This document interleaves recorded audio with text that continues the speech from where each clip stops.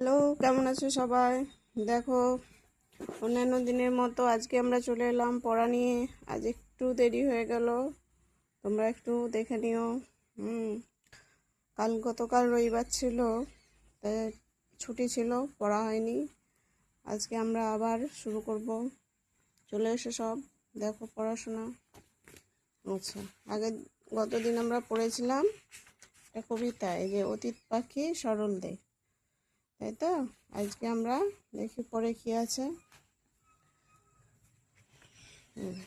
এই যে কি আছে দেখো, আজকে এসছে হাতে কলমে। এসো এবার আমরা একটু প্রশ্ন উত্তর হাতে কলমে করি।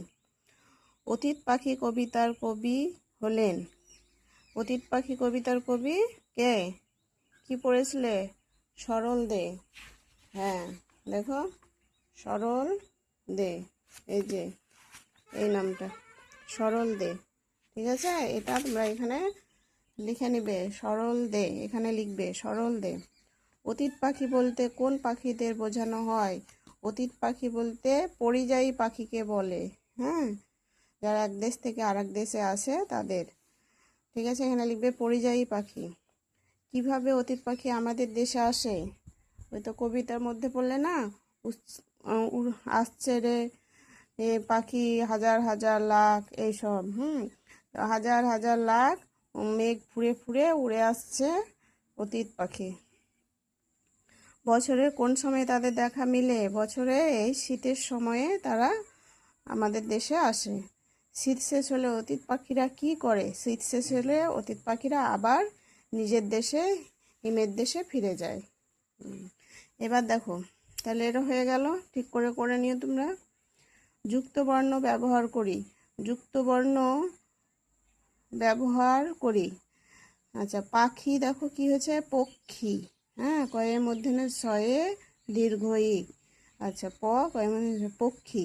বাঁক হবে বক্র। পথ হবে রাস্তা। লাখ লাখ হবে লক্ষ। হাজার হবে সহস্র। ছোঁয়া স্পর্শ। দেখতে পেয়েছ? তাহলে বাঁক বক্র, পথ রাস্তা, লাখ লক্ষ, হাজার সহস্র, ছোঁয়া স্পর্শ। ওকে, তোমরা করে নিও তোমাদের নিজের নিজের বইয়ে, খাতায় মুখস্থ করো। 7 নম্বর কি বলেছে? শীতের কটা দিনের তরে অতীত পাখি জলায় চড়ে। কবিতায় কবি ভিনদেশি পাখিদের আমাদের এখানে এসে শীতের কয়েক মাসের জন্য বিভিন্ন জলাভূমিতে, দিঘিতে, বিলে, বাউড়ে অতিথি হয়ে বসবাসের কথা বুঝিয়েছেন।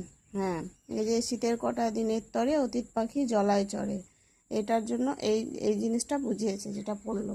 ভিনদেশ থেকে পাখিরা আমাদের দেশে এসে শীতের কয়েক মাসের জন্য এরা এসে আমাদের জলাভূমিতে, দিঘিতে, বিলে, বাউড়ে অতিথি হয়ে বসবাসের কথা বুঝিয়েছেন। এই অতীত পাখিদের নিয়ে নিচের কথাগুলি সম্পূর্ণ করি। দেখো নিচে কি বলছে দেখি। 1. অতীত পাখিরা দূর দূরান্ত থেকে আমাদের দেশে আসে। অতীত পাখিরা দূর দূরান্ত থেকে উড়ে উড়ে আমাদের দেশে আসে। সেই পাখিরা খাবার ও আশ্রয়ের জন্য আমাদের এই দেশে এসে জলাভূমির ধারে বাস করে।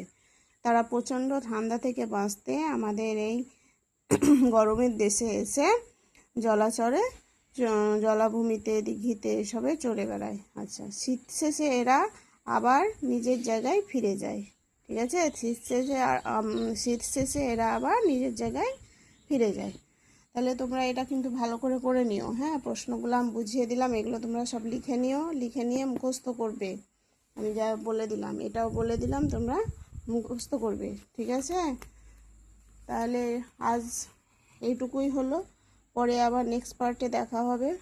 হ্যাঁ, পরের পড়াতে আবার দেখা হবে। ভালো থেকো। ওকে, বাই।